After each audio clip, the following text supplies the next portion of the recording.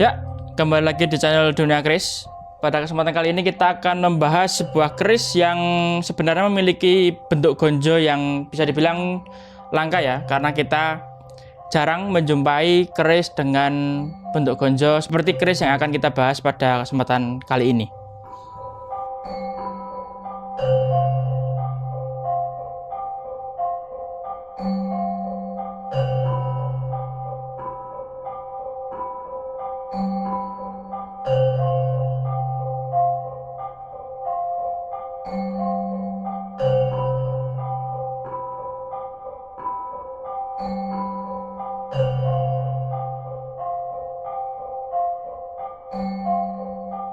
Secara sandangan, seperti inilah penampakannya. Dia menggunakan langgam Surakarta dengan deder style Surakarta, lalu warangkanya pun juga style Surakarta. Seperti yang saudara bisa lihat bahwa warangka ini terdapat corak peletnya, walaupun tidak tebal, namun ada corak pelet. Menurut saya ini sepertinya masuk ke dalam bahan kayu asem, karena jika dilihat dari pori sedikit berbeda dengan pori daripada bahan kayu timoho. Ini porinya lebih besar, lalu seratnya lebih beraturan, karena kalau setahu saya untuk timoho dia sedikit tidak beraturan, lalu porinya pun juga tidak sebesar ini. Ini pori-porinya atau serat kayunya cukup besar,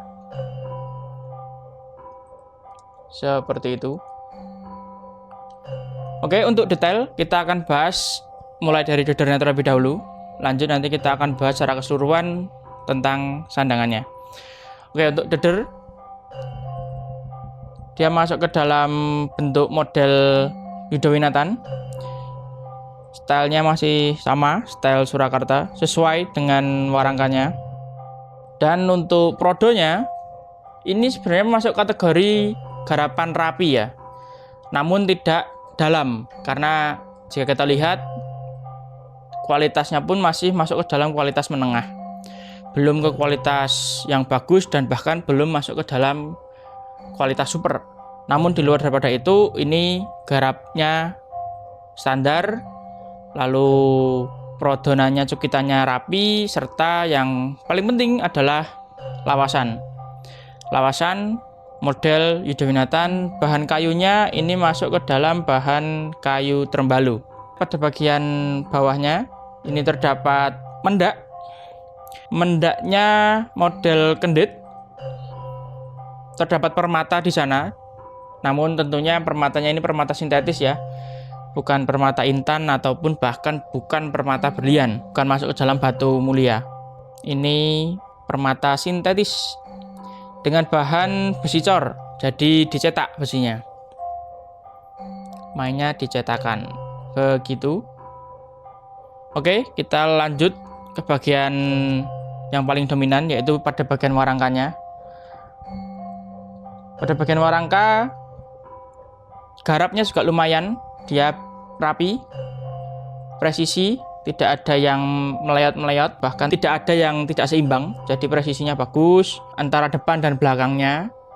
Dan juga untuk jinjingannya juga ini tergolong kegarapan yang istimewa, karena tidak ada celah yang tidak presisi.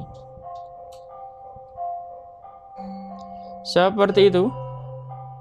Dan bisa dilihat bahwa warangka ini adalah masuk ke dalam warangka jenis blewah ya. Blewah, jadi terdapat antup pada bagian tengahnya. Jika bunton dia tidak ada antupnya, tertutup semua oleh pendok. Untuk blewahnya ini tidak iras ya, karena bisa dilihat ini terdapat sambungan. Di luar daripada itu, kayunya juga berbeda. Serat kayunya berbeda. Ini memang dicarikan kayu yang serupa, yang hampir mirip. Jadi juga sama-sama menggunakan kayu asem. Ya, terlihat jelas untuk sambungannya pada bagian tengah.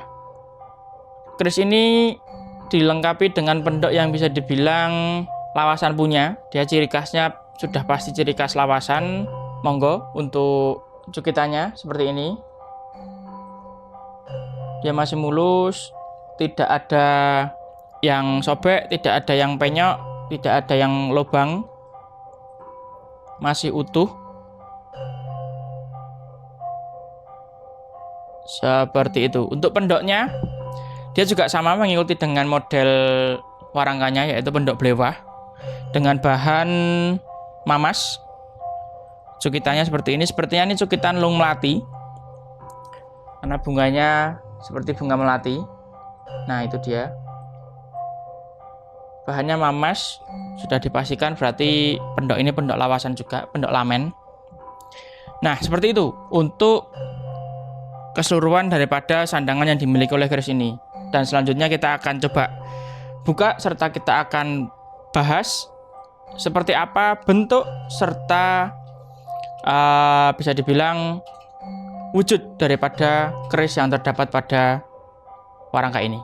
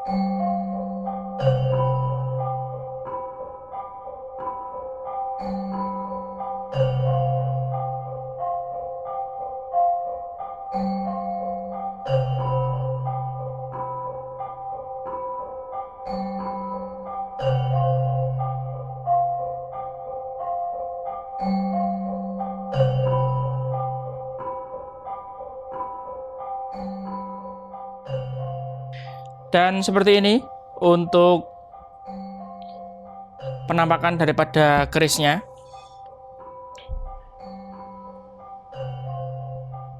Sederhana, tidak banyak variasi, tidak banyak hal yang perlu diperhatikan. Hanya saja kita perlu fokus kepada gonjonya. Tadi sudah saya sebutkan bahwa gonjonya mungkin masuk ke dalam kategori langka atau jarang dijumpai, karena rata-rata gonjo yang banyak beredar itu adalah gonjo yang memang dia lepas, terpisah antara bilah dengan gonjonya.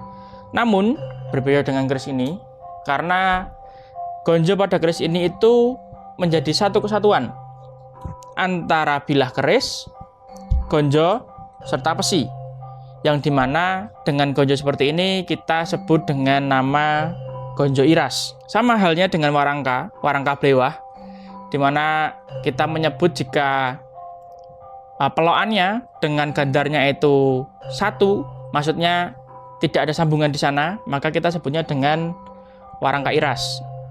Sama halnya dengan keris. Jadi pernyataan itu berlaku juga dengan bilah keris, dimana jika gonjo yang terdapat pada keris tersebut itu menjadi satu kesatuan, bukan potongan, bukan sambungan. Nah, itu ya definisi daripada arti kata iras. Jadi berlaku pada warangka dan berlaku juga kepada bilah kerisnya, yang secara spesifik kita melihat pada bagian gonjonya. Seperti itu. Jadi di sini dia hanya terdapat guratan saja. Guratan sebagai penanda, oh ini bagian gonjo, bawah garis adalah bagian gonjo, dan atas adalah bagian bilahnya, bilah kerisnya. Seperti itu. Terlihat kan guratannya? Ya, hanya itu saja. Dan tepat untuk pejetannya, dia juga berhenti tepat di garis guratannya. Jadi guratannya di sini maka pejetan yang ada di sini itu berhenti pada pas tepat di garisnya. Begitu. Jadi secara ricikan dia tidak mengganggu terus pejetannya tembus sampai bawah, tidak. Jadi fungsinya ada guratan tadi, fungsinya ada garis tadi memang sebagai penanda bahwa ini adalah bagian gonjo. Seperti itu. Oke, nanti kita akan buka juga untuk dedernya supaya kita bisa lihat ternyata menyambung ini. Tidak ada yang memang sambungan, tetapi memang menjadi satu antara besi, gonjo, dan juga bilahnya. Demikian secara keistimewaan daripada keris ini. Dan secara ricikan bisa dilihat bahwa keris ini hanya terdapat pejetan dan tikel alis saja, tanpa ada serawaian, tanpa ada gerendeng maupun tingil, dan memiliki gandik lugas. Seperti itu. Jenisnya pun juga masuk ke dalam jenis keris lurus, yang dimana dengan ricikan tersebut maka keris ini masuk ke dalam dapur tilam mupih, yang bisa disebut secara lengkap keris tilam mupih gonjo iras. Seperti itu untuk penilaian dalam segi wujudnya. Lalu kita beralih kepada penilaian terhadap segi corak, yang dimana kita akan membahas perihal pamornya. Untuk pamor keris ini, jika saya masukkan ke dalam pamor adek, sepertinya kurang tepat, karena kita lihat pada bagian samping ini dia masih terdapat pamor. Beda halnya jika hanya pada bagian tengah saja pamornya, maka bisa saya masukkan ke dalam pamor adek. Namun yang menjadi dilema adalah karena pada bagian tepi ini terdapat pamor, sebaliknya juga sama. Nah, terdapat pamor.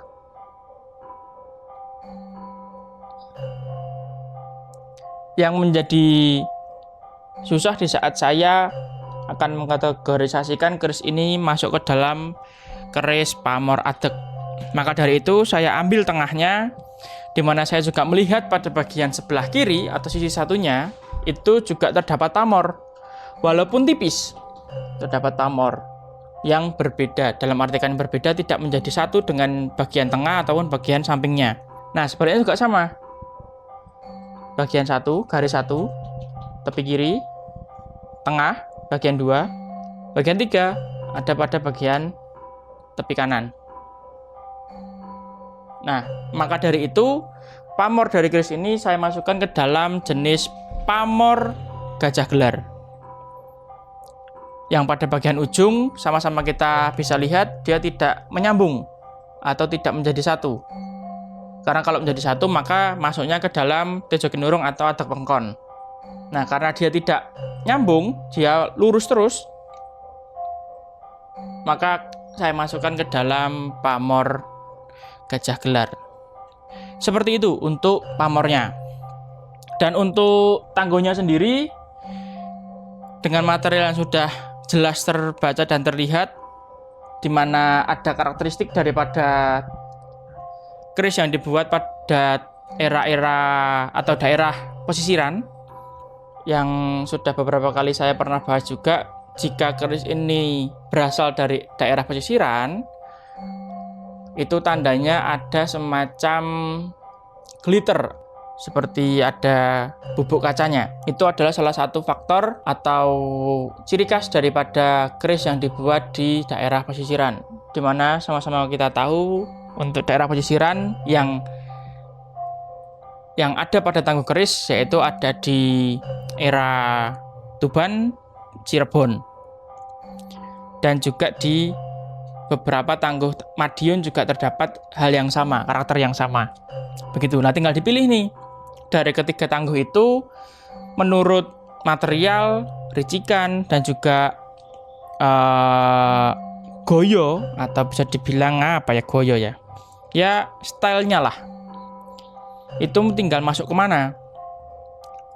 Bisa kita lihat dulu untuk bagian sosorannya. Gandik sudah terlihat jelas bahwa ini masuk ke dalam jenis gandik botorubuh. Gandik lugas, modelnya botorubuh. Lalu pamor, corak pamor ngapas, dia tebal ngapas karena jarang malah Cirebon itu ada keluar ngapas. Cirebon rata-rata nyanten. Nah ini ngapas. Hanya tinggal dua kemungkinan, tangguh yang keluar material pamor ngapas, yaitu ada di Madiun dan juga Tuban. Nah tadi saya sudah sebutkan bahwa model gandiknya itu adalah gandik Bodorubuh. Hanya satu tangguh yang memiliki model gandik Bodorubuh. Untuk keris sepuh loh ya. Kalau di keris nom-noman PB juga ada beberapa style yang memang dia masuk ke dalam jenis gandik Bodorubuh, karena PB juga ngeblatnya keris sepuh. Dia terinspirasinya ke keris sepuh. Kalau Jogja keris Mataraman seperti itu. Nah, berarti kan tinggal satu nih kemungkinan yang masuk, yaitu tangguh Tuban. Karena kalau Madiun sudah bisa dipastikan modelnya tidak akan seperti ini. Dia tidak akan gini. Tangguh Madiun itu sangat jelas ciri khasnya tentang garap. Jadi sangat mudah untuk kita membedakan tangguh Madiun dengan tangguh yang bukan Madiun. Yang sudah paham pasti tahu yang saya maksudkan. Karena karakternya jelas, lalu ciri khasnya sudah pasti, secara bentuk juga ya sudah itu tangguh Madiun itu seperti itu. Begitu. Jadi untuk tangguh ini masuk ke dalam tangguh Tuban. Jadi secara lengkap keris tilam upih, gonjo iras, pamor gajah gelar, tangguh Tuban. Demikian. Sudah pasti orisinil, sepuh tentunya. Dan di luar daripada itu, ini juga saya maharkan tidak mahal. Hanya di 3.350.000 saja. Itu keris dengan harga segitu cukup worth it. Sudah nyandang, tidak perlu tambah biaya untuk ganti warangka segala macamnya. Sudah tinggal simpan, nyandang. Lalu secara keaslian dan keorisinalitasannya terjamin. Begitu. Oke. Kita masuk ke dalam tahap selanjutnya.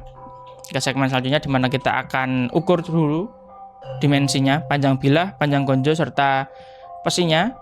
Setelah itu akan saya coba olesi minyak supaya panjenengan yang di rumah bisa membandingkan kondisi keris ini dalam kondisi kering dengan kondisi basah. Apa yang berbeda, apa yang ditampilkan besi keris dalam kondisi basah. Sekaligus juga bisa untuk kita belajar memahami dan juga menghafalkan material pada bilah keris. Oke, saya ukur terlebih dahulu untuk dimensinya. Untuk panjang bilah, dia berada di 35,4 cm. Sebentar, saya balik dulu. 35,5 lah cm, 35,5. Lalu untuk gonjo dia berada di 7 cm, pas di 7 cm. Dan untuk pesinya ini akan saya bongkar terlebih dahulu, deder, serta kita akan melihat kondisi pesi serta keutuhan serta keasliannya. Ya, seperti ini untuk kondisi besinya.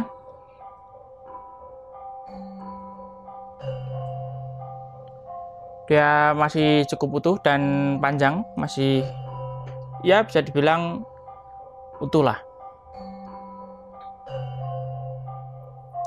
Oke. Dia asli. Masih satu material dengan bilahnya. Seperti itu. Dan kita akan coba ukur juga. Untuk pesi, panjang pesi berada di 6,7 cm. 6,7 cm.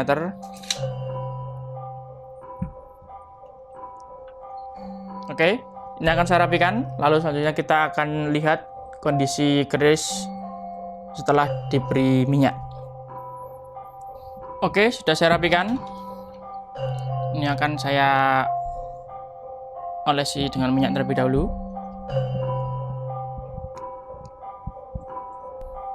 Ini sudah saya olesi dengan minyak. Silahkan bisa disaksikan. Untuk pamor yang ada pada tepi, terlihat ya dia ya. Karena pemisahnya jadi jelas antara hitam abu-abu dengan putih pamor. Ini untuk sebaliknya.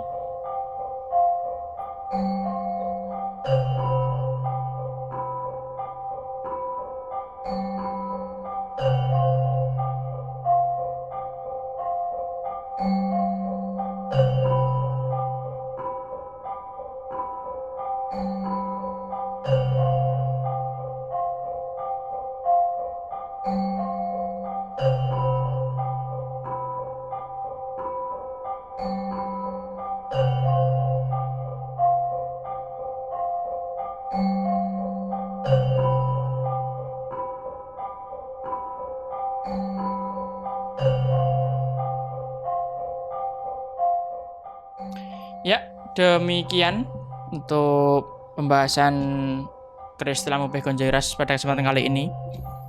Untuk mahar, seperti yang saya sebutkan tadi, ini saya maharkan di Rp3.550.000. Bagi yang berminat, silahkan hubungi saya melalui WhatsApp yang sudah tertera di kolom deskripsi, yaitu di 0812 2969 9929. Silahkan bagi yang berminat atau ingin menanyakan perihal tentang keris atau sedang mencari keris yang lain, silahkan hubungi saya di nomor tersebut. Dan bisa cek untuk katalog kami Dunia Keris ada di website resmi kami, ada di www.duniakeris.com. Di sana tersedia beberapa jenis tosanaji dan juga beserta dengan sandangannya. Siapa tahu panjenengan ada yang berjodoh dengan koleksi yang kami jual. Oke, sekian. Saya ucapkan terima kasih untuk jenengan yang sudah senantiasa menonton dan juga mengikuti channel ini. Terima kasih banyak. Akhir kata saya ucapkan terima kasih dan salam rahayu, rahayu, rahayu.